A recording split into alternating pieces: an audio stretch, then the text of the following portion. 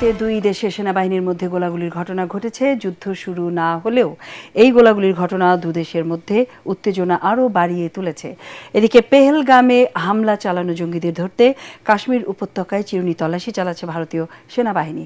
এ সময় সন্দেহভাজন দুই জঙ্গির বাসভবন ভয়াবহ বিস্ফোরণে উড়ে যায়। বিস্তারিত জানাচ্ছেন। কেন্দ্র করে ভারত আর পাকিস্তানের মধ্যে দুইবার যুদ্ধ হয়েছে। উভয়েই এখন পারমাণবিক শক্তিধর দেশে পরিণত হয়েছে।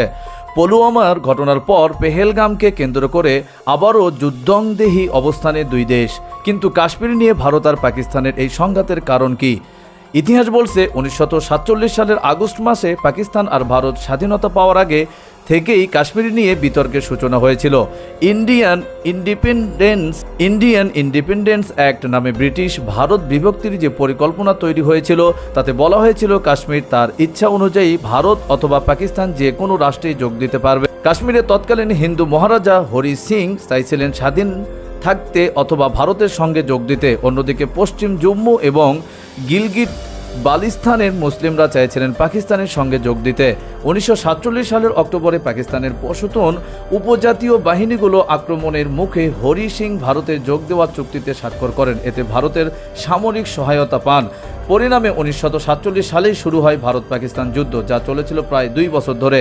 জাতিসংঘের নিরাপত্তা পরিষদে 1948 সালে ভারত কাশ্মীর প্রসঙ্গ উপস্থাপন করে।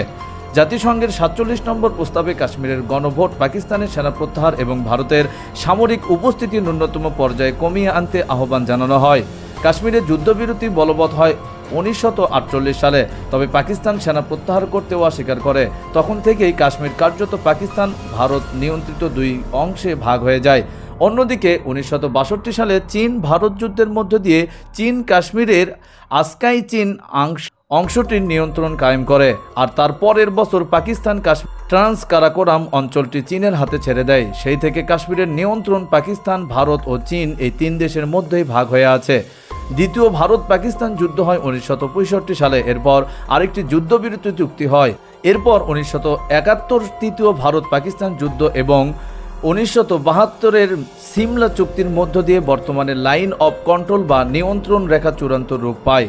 1948 সালে ভারত সিয়াচেন হিমবাহ এলাকার নিয়ন্ত্রণ দখল করে, যা নিয়ন্ত্রণ রেখা দিয়ে চিহ্নিত নয়। তাছাড়া 1999 সালে ভারতীয় বাহিনী আরেকটি সংক্ষিপ্ত কিন্তু তিক্ত লড়াইয়ে জড়ায় পাকিস্তান সমর্থিত বাহিনীগুলোর বিরুদ্ধে। 1999 সেই কার্গিল সংকটের আগেই দুই দেশ পারমাণবিক শক্তির অধিকারী হয়ে ওঠে। কাশ্মীরের এই অংশে অনেকেই চায় না যে এলাকাটি ভারতের শাসনে থাকুক। তারা চায় ভারত শাসিত কাশ্মীরে এত সংঘাত সহিংসতা কেন? কাশ্মীরের এই অংশের অনেকেই চায় না যে এলাকাটি ভারতের শাসনে থাকুক। তারা চায় হয় পূর্ণ স্বাধীনতা অথবা পাকিস্তানের সঙ্গে সংযুক্তি। ভারত শাসিত জম্মু ও কাশ্মীরের জনসংখ্যার 60%-এরও বেশি মুসলিম। এটি হচ্ছে ভারতের একমাত্র রাজ্য যেখানে মুসলিমরা সংখ্যাগরিষ্ঠ। এখানে বেকারত্বের হার অত্যন্ত উঁচু। তাছাড়া রাস্তায় বিক্ষোভ এবং বৃদ্ধদের দমনের ক্ষেত্রে নিরাপত্তাহীনের কঠোর নীতি পরিস্থিতিকে আরও খারাপ করেছে। কাশ্মীরে বিদ্রোহী তৎপরতা বড় আকারে শুরু হয় 1947 সালে বিতর্কিত স্থানীয় নির্বাচনের পর। JKLF নামের সংগঠনের উত্থানের মধ্য দিয়ে ভারত অভিযোগ করে পাকিস্তান সীমান্তের ওপার থেকে যোদ্ধাদের পাঠাচ্ছে, তবে পাকিস্তান তা অস্বীকার করে।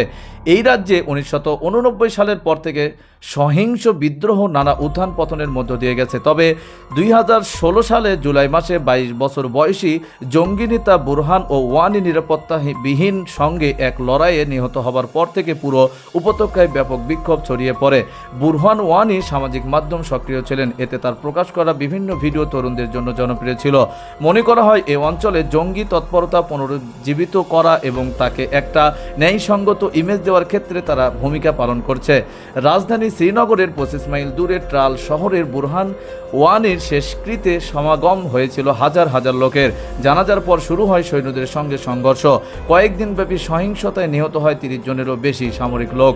এরপর থেকেই রাজ্যটিতে বিক্ষিপ্ত সহিংসতা চলছে। 2018 সালের বেসামরিক লোক, নিরাপত্তাহীন এবং জঙ্গি মিলে মোট নিহত 500 জনেরও বেশি, যা গত 1 দশকের মধ্যে সবচাইতে বেশি। নিয়ন্ত্রণ রেখা বরাবর ভারত ও পাকিস্তানের মধ্যে বহু রক্তপাতের পর 2003 সালে দুই দেশ একটি যুদ্ধবিরতি চুক্তি করেছিল। পাকিস্তান পরে কাশ্মীরে বিদ্রোহী অর্থায়ন বন্ধ করার অঙ্গীকার করে, আর ভারত প্রস্তাব করে বিদ্রোহীরা জঙ্গি তৎপরতা বন্ধ করলে তাদের ক্ষমা করে দেওয়া হবে। এই অবস্থানকে কেন্দ্র করে ভারত ও পাকিস্তানের মাঝে কাশ্মীর ইস্যুকে কেন্দ্র করে যুদ্ধ চলমান। সর্বশেষ আপডেট জানার জন্য অবশ্যই চ্যানেলটি সাবস্ক্রাইব করে পাশে রাখবেন। আল্লাহ হাফেজ।